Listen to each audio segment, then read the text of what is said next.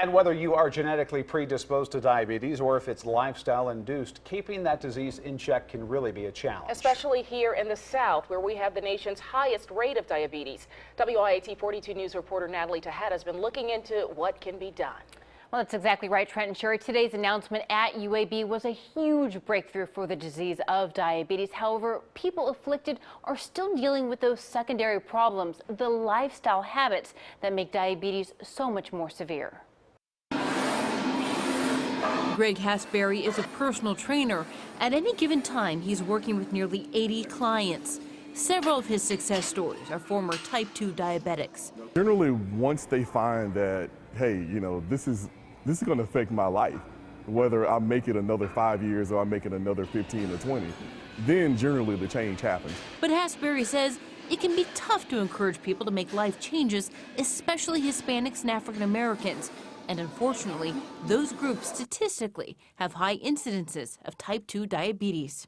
It is a huge struggle, just trying to get them to change habits and getting them to understand that food is more about fuel and more about energy and more about living as opposed to pleasure, social, gatherings.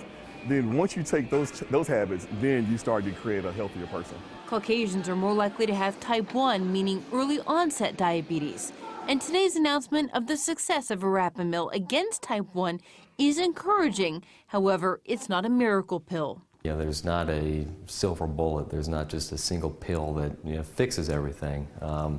And that, again, goes back to the importance of the work that's being done at UAB. And the importance to the work that's being done outside the lab. There needs to be a balance all the way across the board, from the doctor to the possible trainer to going to the grocery store, going home.